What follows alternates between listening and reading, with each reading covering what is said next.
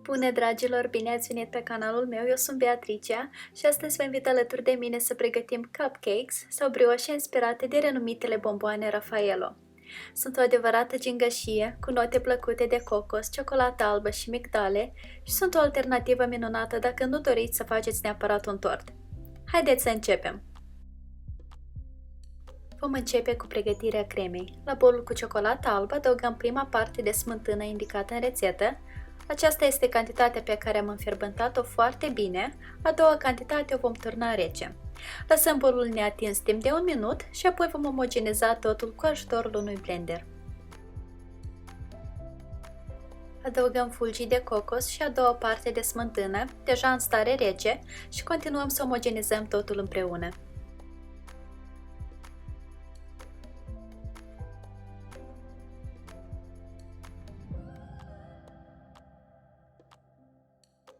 Acoperim suprafața cremei cu o folie alimentară și dăm crema la frigider pentru a se întări pentru minim 6 ore. Eu prefer să o las peste noapte.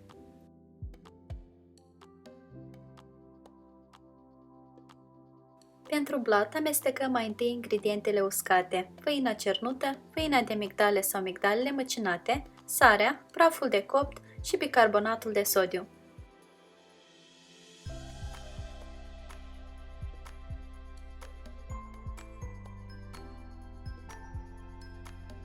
Într-un bol separat vom bate untul la temperatura camerei pentru a-l relaxa puțin și adăugăm zahărul.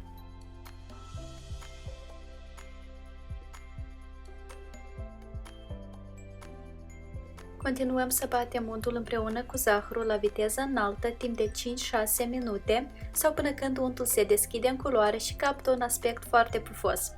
Este foarte important să batem untul cât mai bine, întrucât textura finală a brioșelor va depinde foarte mult de acest factor.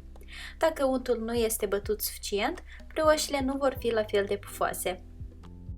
Adăugăm ouăle la temperatura camerei, încorporându-le pe rând.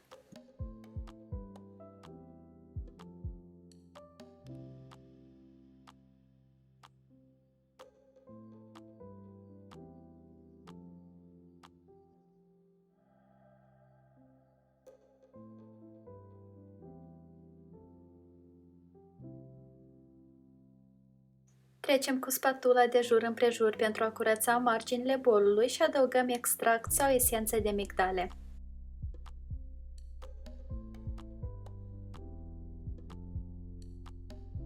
Incorporăm, după care vom adăuga și ingredientele uscate. Eu de obicei le adaug în 2 etape. În așa fel sunt mai ușor de incorporat.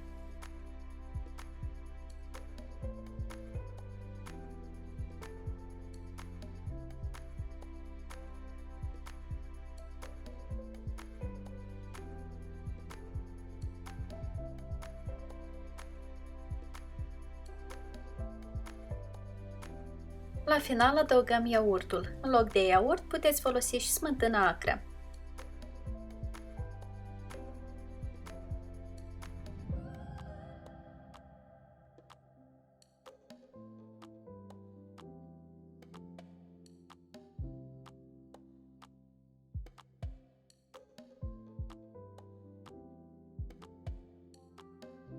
Platul este gata, îl distribuim într-o tavă de brioșe aliniată cu hârtiuțe de copt.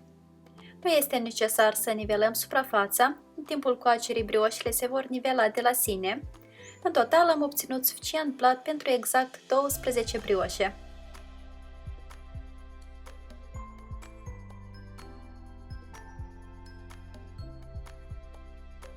Coacem brioșele la cuptorul preîncălzit la 180 de grade timp de aproximativ 15-20 de minute sau până când trec testul scobitorii.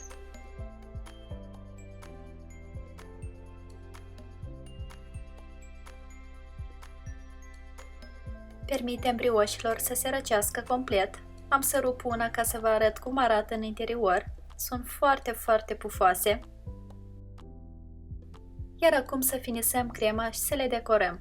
Crema s-a întărit, o vom bate cu mixerul la viteză medie până obținem vârfuri tari.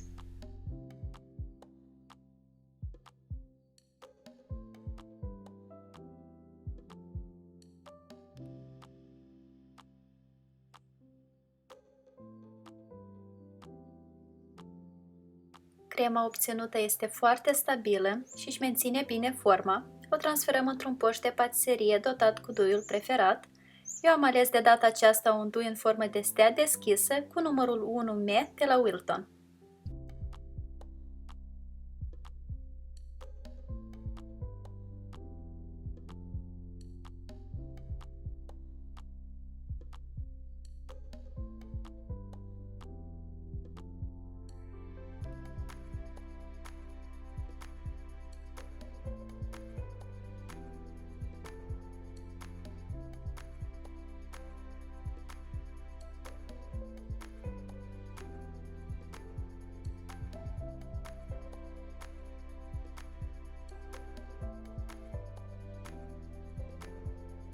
La final decorăm cu fulgi de cocos și desigur bomboane Raffaello.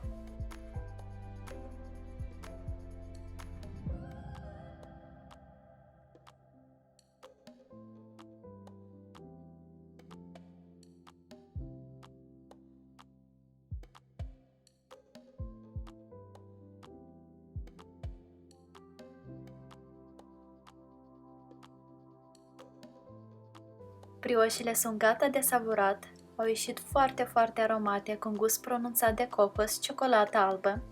Crema este foarte fină și are un gust absolut irezistibil.